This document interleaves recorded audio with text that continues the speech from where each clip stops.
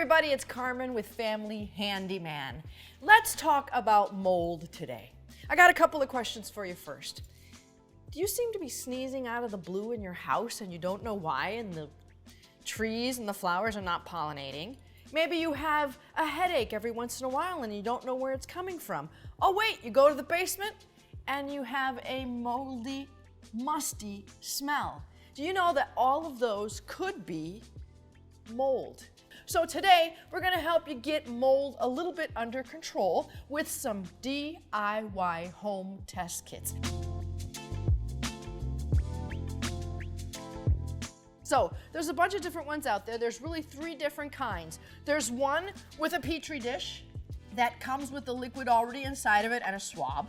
There's another one that comes with a swab, the liquid is over here, and they give you 2 little test compartments. And then there's another one that has a solution on the side. You pour it into here and you let it set up. I'm gonna start with this one over here.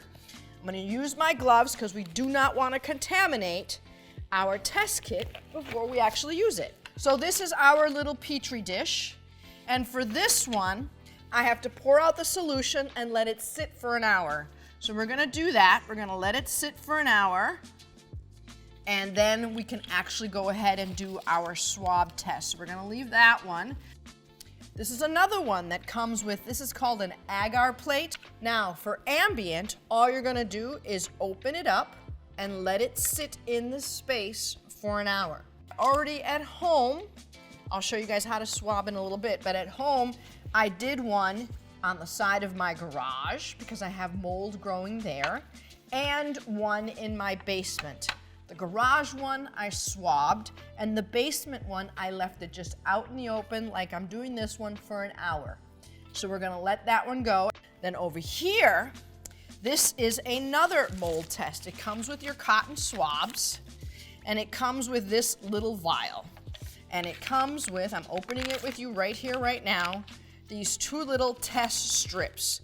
And so one of them is for ASP and one of them is for Stachybrobite. I don't even know. It's a mold. And so on this one at home, I went ahead and swabbed the side of my garage before I left. So you can see right there, I've got the mold on it. So this end of the solution, and now we're gonna break it and snap it, and we're gonna introduce it down here. So we're gonna break this. There it broke. And now get close up in here because I'm gonna shoot that solution down into the Q-tip. There it goes, and we have all the solution down here.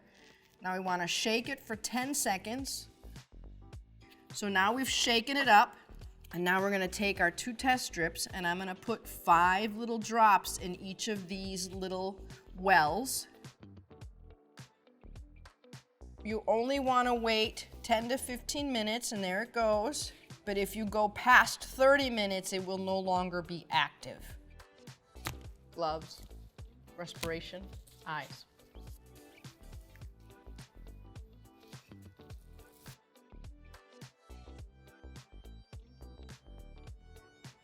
So there it is. That should be enough. All right, so all we're gonna do is we're gonna take our little sample and rub it into the gel, and all those little spores are gonna stick to that. We're gonna seal this. I'm gonna use some tape to keep it closed while it's traveling. And then we put this whole thing and we put it in the envelope and we mail it away, and we'll pay for it online. So that's boom, ready to go. All right, so now we're gonna look at our 2 little test strips from the samples that I took from my garage.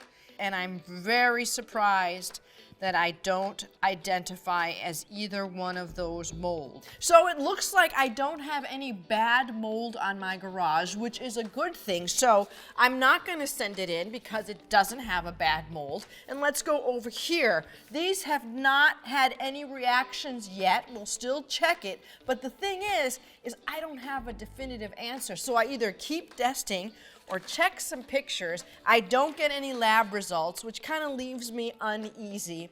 Now here's the really fascinating part is after 48 hours, we hardly had any notice in the mold. And now, 72 hours later, look at what the mold has done.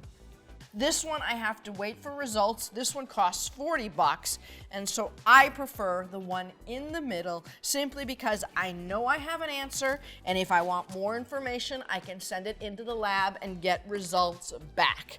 So, for this and more, check us out on familyhandyman.com.